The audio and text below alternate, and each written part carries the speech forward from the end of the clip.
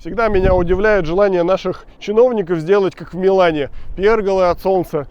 И вот эти вот все, собственно говоря, малые архитектурные формы. Ну, это, конечно, очень прикольно. Особенно, когда полгода снега реально по пояс. Эх, здорово.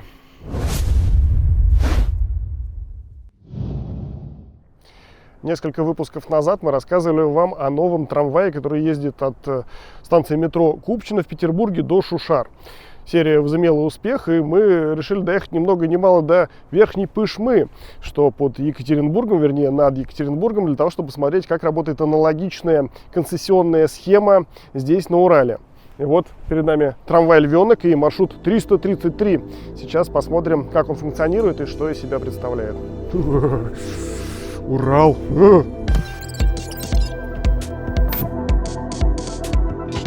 Этой серией мы продолжаем наше уральское турне, начатое в прошлом выпуске. В 2026-м стукнет уже 4 года, как концессионный трамвай связал Екатеринбург и Верхнюю Пышму. В начале выпусков на Ютубе и не только принято зазывать зрителя эпитетами. Так вот, это первая в истории современной России междугородняя трамвайная линия. Звучит? Звучит. При проектировании было несколько вариантов транспортно присоединить город-спутник. Рассматривался рельсовый автобус, линия наземного метро, монорельс и, собственно, городской трамвай. Приятно, что здравый смысл тогда победил. Мы отправляемся от Верхней Пышминской конечной и едем в Екатеринбург. Всем, конечно, ответственным лицам, которые принимают решения по... необходимо съездить. Микрофон аж от мороза замерз, приходится на телефон говорить. В общем, что я хотел сказать в предыдущем неудавшемся стендапе, о том, что всем, кто принимает решение об установке вот в таких вот климатических условиях остановочных павильонов, да, ну, все равно продумывается вот это вот все, чтобы пассажирам было удобно. Надо, конечно, съездить в Мурманск и посмотреть, как там. Вот, потому что там закрытые обогреваемые павильоны, в которых удобно ждать транспорт.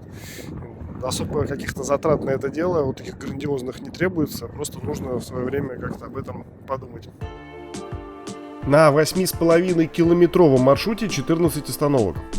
Чтобы проникнуться атмосферой, всего мы накатаем 1,5 круга. И надо сказать, что, пожалуй, ехать в Екатеринбург более зрелищно, что ли, чем наоборот. И вот почему. Сразу после старта трасса трамвая выходит в центр Успенского проспекта.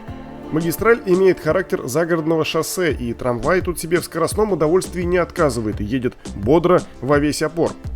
Не знаю, как у вас, у меня поездка на быстром трамвае всегда вызывает какое-то чувство внутренней теплоты, что ли. Видимо, корни традиционно в детстве кроются, когда трамваи были большие и многовагонные, и ходили из одного конца города в другой достаточно лихо. Надо сказать, что трамвайные поезда и на основной части сети Екатеринбурга шустры, несмотря на порой свой почтенный возраст.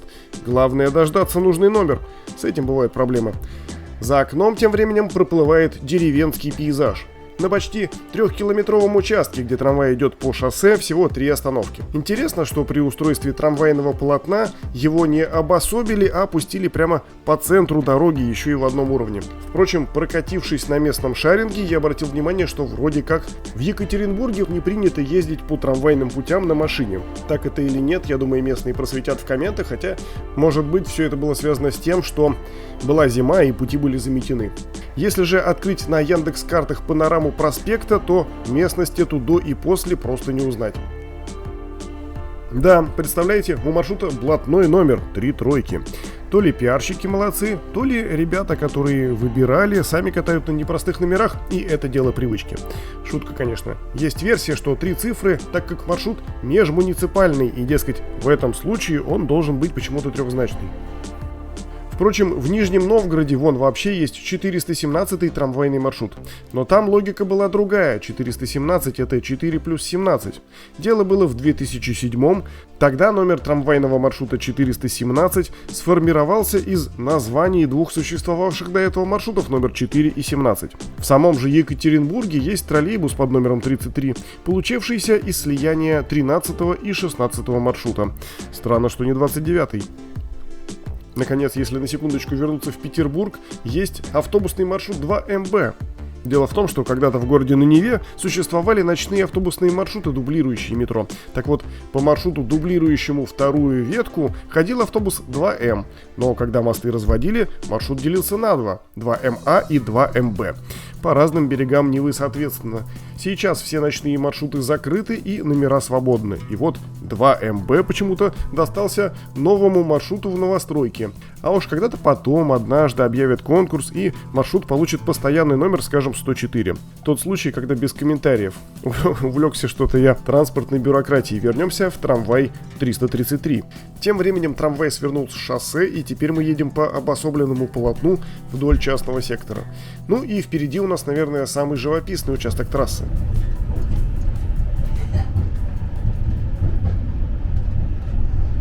Необычное абсолютно впечатление производит, конечно, поездка на этом трамвае междугороднем, потому что сначала едешь просто по загородному шоссе посередине, никто на промежуточных остановках не входит, не выходит, но сейчас середина дня, понятное дело, что они не так востребованы, потом едешь просто вот через лес. На самом деле это парк, но все равно картинка такая практически, как будто бы едешь на электричке загородной. Человек на лыжах. Как вы уже поняли, львята от транспортных систем используются на линии. Всего их в наличии 11 штук. Судя по тому, что интервал комфортный, все они на маршруте. Напишите, кстати, как тут в час пик, утром и вечером. Хватает ли односекционных вагонов? Просто так по СМЕ их не соединить, если что, и нужно будет шаманить. Еще есть интересная история, как два вагона из этой партии катались в Курск и Тулу на смотрины, а потом назад вернулись. Концессионер-то один. На преодоление 14 остановок требуется где-то 20-25 минут. Сейчас мы уже едем в городской черте. На маршруте позонная оплата проезда. Так, проезд внутри Верхней Пышмы, а также по Екатеринбургу стоит 25 рублей, что дешевле проезда на старенькой Татре. Там просит 43 рубля. От границы Екатеринбурга до конечной в Пышме проезд стоит 34 рубля. Полный же проезд обойдется в 43 рубля 50 копеек. Как говорится, вот и копейки пригодились. И тут, конечно же, петербуржец, почему-то награжденный самым дорогим проездом на общественном транспорте в России, станет глубоко вздыхать. Проезд одной остановки в северной столице сейчас стоит 88 рублей при оплате банковской картой. Это даже дороже столичного тарифа.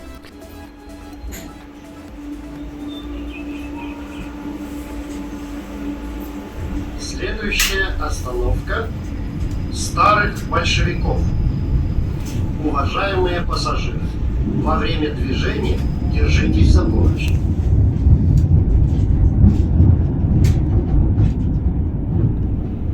Вам тоже показался знаком голос диктора? Да-да, это тот самый Андрей Рожков из «Пельменей».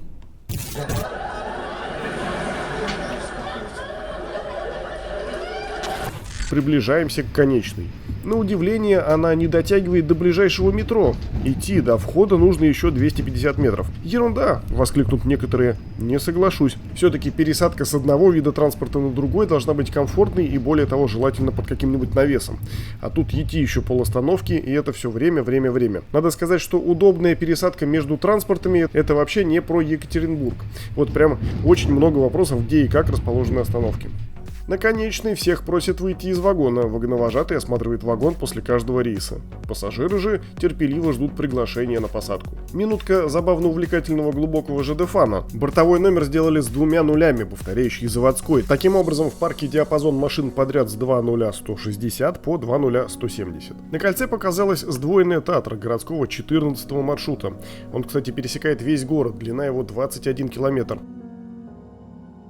Ну, кстати говоря, про основную сеть, скажем, Екатеринбурга пару слов. Вот обратите внимание, Татра, да, наша любимая, стоит вагон 82-го года выпуска, и в каком он практически идеальном состоянии. То есть за техникой следят, и качество пути очень высокое по городу. Ну и вообще вагоны не тошнят, едут быстро. Единственное, что бывают, конечно, косяки с тем, что интервалы большие, и какие-то вагоны, особенно в выходной день, особенно под вечер, можно ждать очень долго. Ну, а мы едем обратно в Пышму, опять оплатив проезд. Трамвайная линия работает с 5 часов 20 минут утра до половины 12 ночи. В целом, вагон удобный и современный. Это первый в СНГ серийный односекционный трамвайный вагон со 100% уровнем низкого пола, что, конечно же, облегчает посадку и высадку пассажиров, даже несмотря на то, что нет платформ. Есть уже традиционная для современного отечественного транспорта аппарель для колясок. 34 сидячих места в распоряжении пассажиров. Это, к слову, столько же, сколько и в высокопольной трехдверной Татре Т3. Есть кондей, информационная система с большими экранами-лопухами, Wi-Fi, USB. Несмотря на морозы, в вагоне было достаточно комфортно. В сети видел информацию о том, что якобы ужатые редукторы тут приводят к большому расходу электроэнергии и потребляют много дорогого масла. Если есть кто по обслуживанию, черкните в комментарии, так это или нет. Стоит сказать, что львята достаточно широко разбежались уже по паркам страны, и сейчас их можно встретить уже на улицах 16 городов. Число построенных машин приближается к 200. Вообще, с появлением трамвая северная часть города стала достаточно привлекательной для потенциальных жителей, и новые ЖК, как грибы после дождя, ждать себя не заставили. Действительно удобно, 10 минут до метро, а напротив парк. Ну и трамвай к порогу дачи — это, конечно же, очень круто.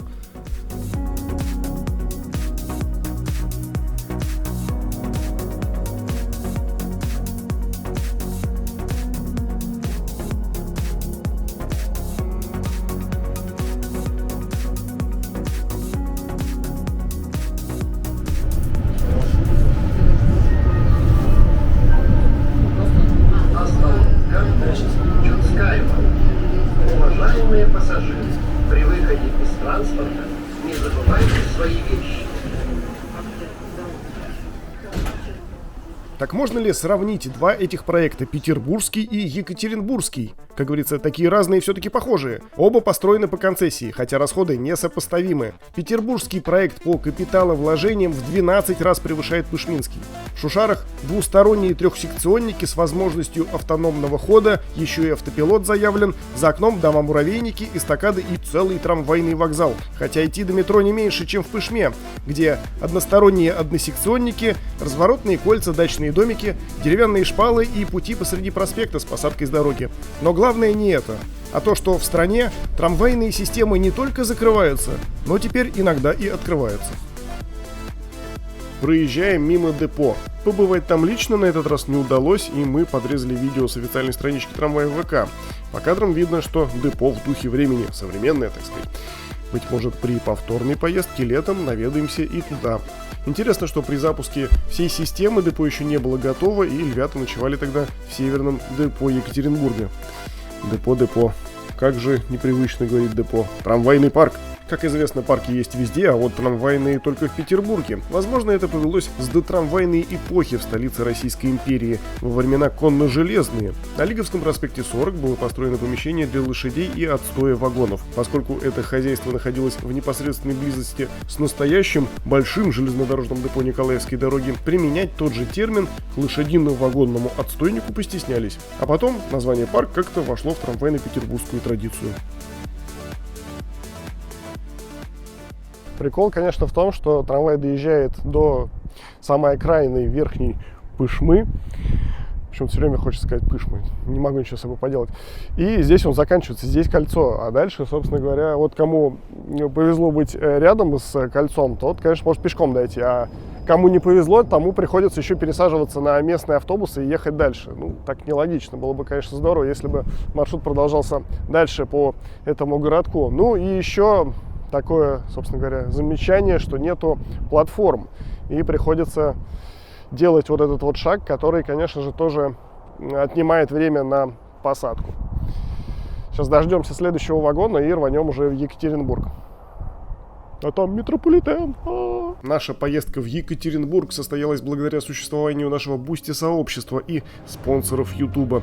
Спасибо вам огромное. И если вам нравится проект «Железнодорожное», присоединяйтесь, ведь для подписчиков мы также готовим специальный отдельный контент.